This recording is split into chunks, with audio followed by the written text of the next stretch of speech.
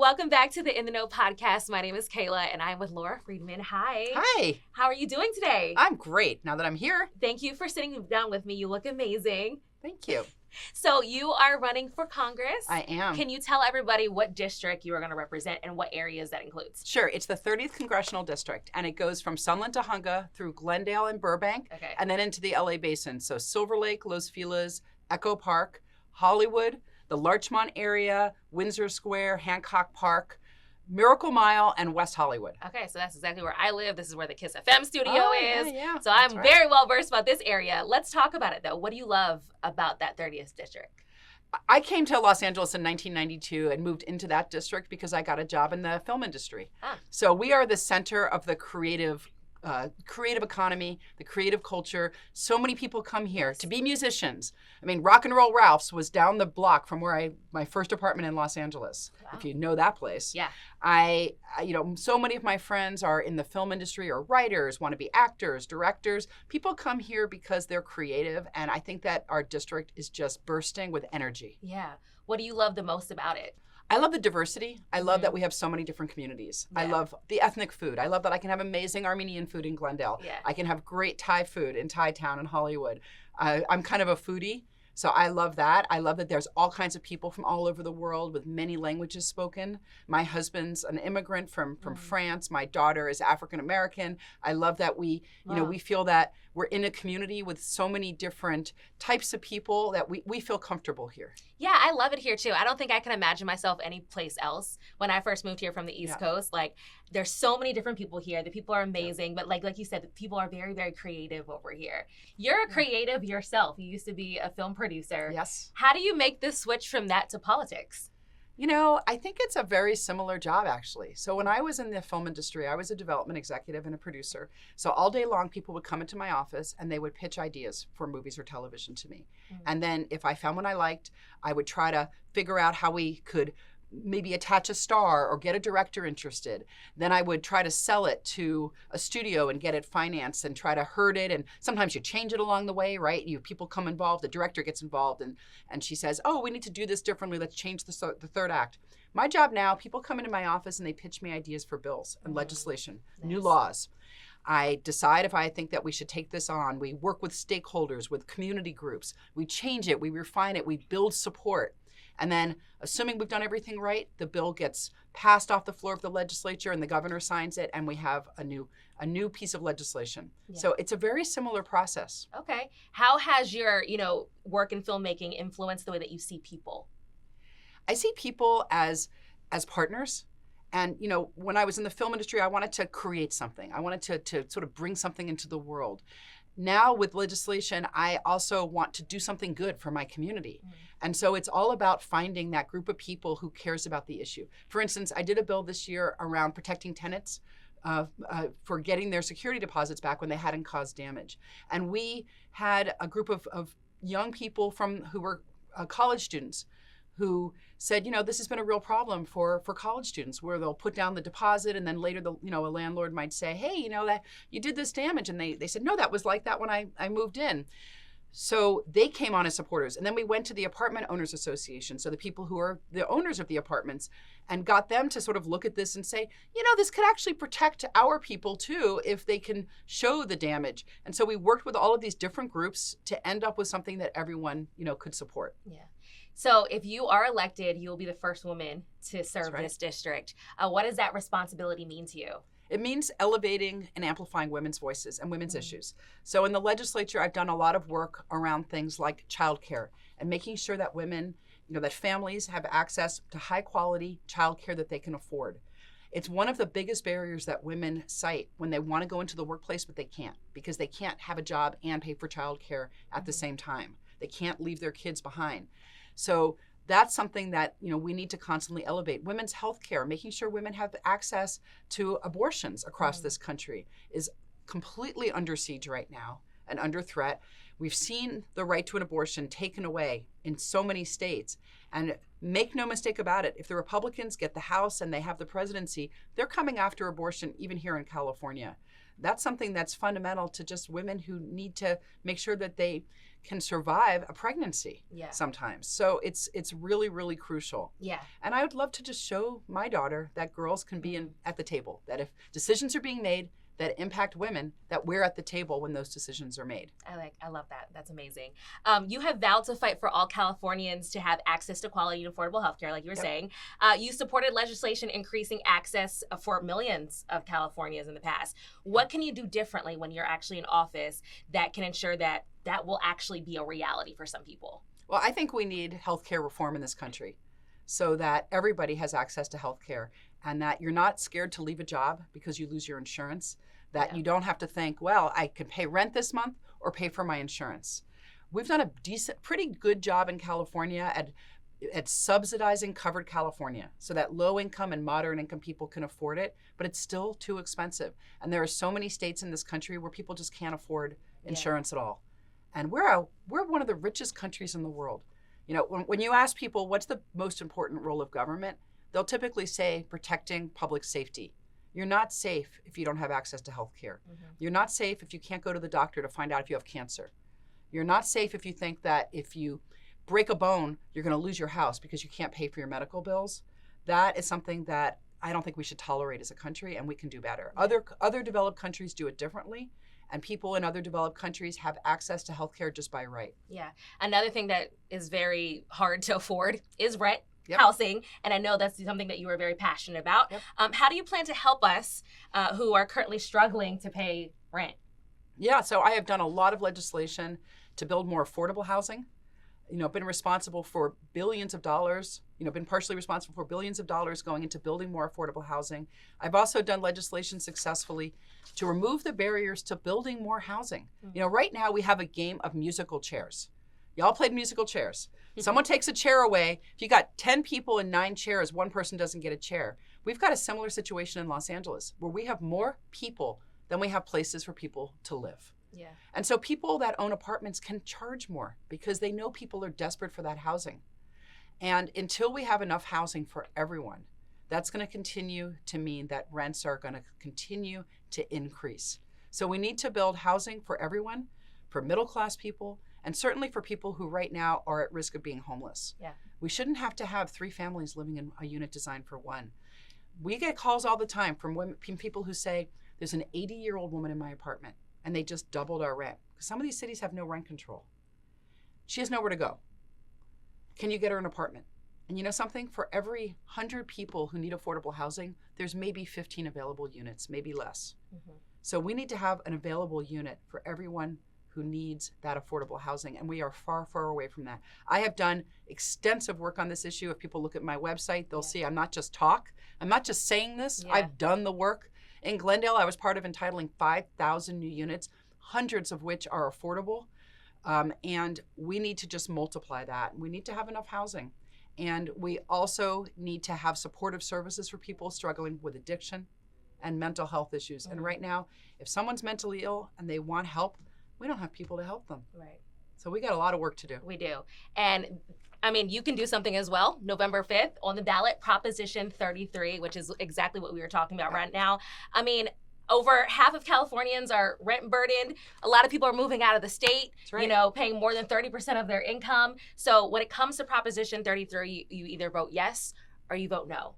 And what is your stance?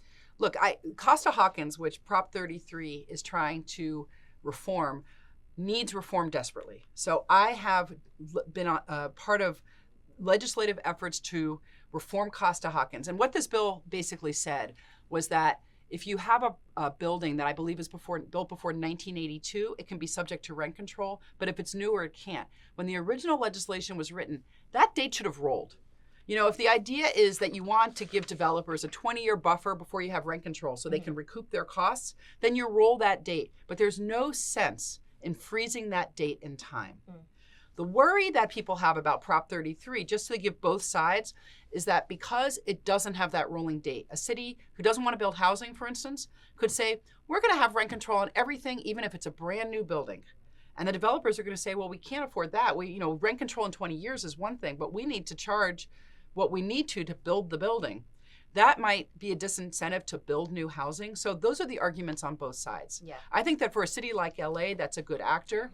I think that it's not going to be an issue, but in a city like, there's some cities out there that are going to take advantage of this. But I do think Costa-Hawken needs to be reformed, absolutely. Okay, thank you for that. Another thing that you're passionate about is the climate crisis. Yep. Why is that so important to you, and what do you think that you can do to help that? So I have an 11-year-old daughter, and I worry every day about what she's growing up into. And when I was a child, I grew up in Florida, in South Florida. Okay. My whole childhood, I believe we had 2 hurricanes that hit Florida. 2. Now you've got 10 a year at least, and now megastorms like we've never ever seen in this country. This was been predicted for over 50 years, that burning of fossil fuels is heating the atmosphere, heating the planet, and it's going to lead to the kind of weather instability that leads to drought, extreme heat, and extreme storms. It's that simple. Scientists overwhelmingly agree that this is man-made climate change. So we have got to do everything we can to push back on that if we're going to have a future. And I see what's happening with extreme heat. You talk about something that's impacting people. A lot of our houses here were built without air conditioning because you actually didn't need it 30, 40 years ago, 50 years ago. It was cooler in Los Angeles.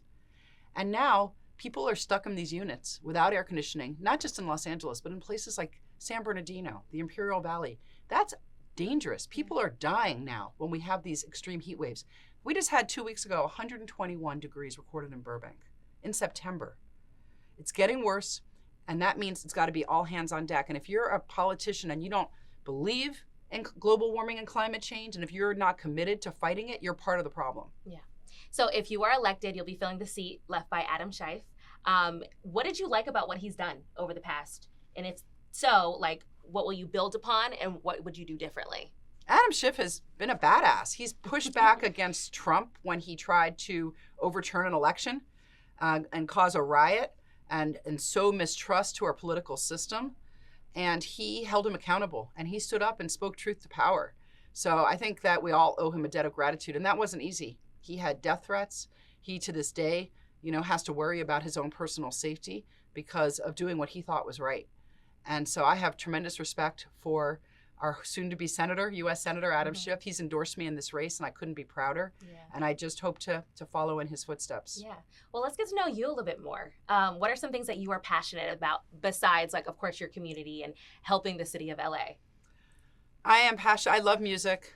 I listen to, like, I guess what you call alternative music. I came of age at the time when punk rock was like the thing, and so I'm still a punk rock girl. Okay. And I love some of the new music, like I love Sigur Rós, I love X, I love just a variety of music. I love Beyonce. I love Olivia Rodriguez. I've come to know a lot of the pop music through my daughter because she's a huge listener. That's right. You told me she's a TikToker too. She's a TikToker. We got to get you on TikTok. I've been a guest star. Let's say. Okay. So I've gotten to know a lot of the new music, and I just think it's really great. So I love all kinds of music as long as it's good. Okay. And powerful and speaks to me. And I listen to music all the time. I like to read. I read a lot of science fiction. Okay. I'm kind of a nerd that way. I love that. And I also I'll tell you something that I guess people know more about me now, but I didn't really talk about it a lot. But I used to play pool very seriously. I used to play on the women's professional billiards circuit. Wow. And spent a lot more time in pool rooms in my youth than I care to admit, playing pool in many places, and in New York City, and just all over the country, and in kind of interesting places, let's say. Yeah. And I love that. That's if I need to just zen out, I will go and play pool and hit balls around. That's so amazing. It's my time of just complete focus and not thinking about anything else. That's interesting. What's the last concert you've been to? I don't go to a lot of concerts, to tell you the truth. I think I saw Bob Mould, who is the front man from a band called Husker Du that you probably don't know. Maybe nobody watching knows, but I saw him a couple years back at the Pantages. He's amazing. Okay. Gosh, I have too much time. I have too much going on to go to concerts. I bet. I am way too busy being a mom, being someone, running for office, being a legislator right now. Right. I wish, I don't have the time to go to concerts, but maybe one day I will. Yeah. You say you're a mom. What do you like to do with your kids when you do have the time to spend time with them? She is at the age where she wants to go to the mall a lot. Okay. Yeah, we're like You know, she's into going and going into all the stores that she thinks Forever are cool 21. right now. Oh, all the places. Trying to get the latest purse. H&M, she those wants days. like certain, cargo pants, like the right kind of cargo pants, okay. the right So sweatpants. she's in that era. She's in that era. So we do that. Let's see what else. We like to go to the movies. Yeah. We just saw Inside Out 2, which Oh. I loved. And we also go for walks. We have a dog, so we like to walk the dog. We like to go to Descanso Gardens. Okay. We've been members there for a long time, and it's a place where, since she was a little kid, I could just let her loose to go run around in the woods. That's So special. that's always, it's a special place for us. Well, before I let you go, why should we vote for you? What is it about you specifically, about you and your character and your personality and your policy that is different than any other politician that we've seen? Right. So I'm running against, one other person right now, and I've been a legislator for 8 years. And if you care about protecting tenants, if you care about building more affordable housing, I have a track record that backs that up, an actual track record.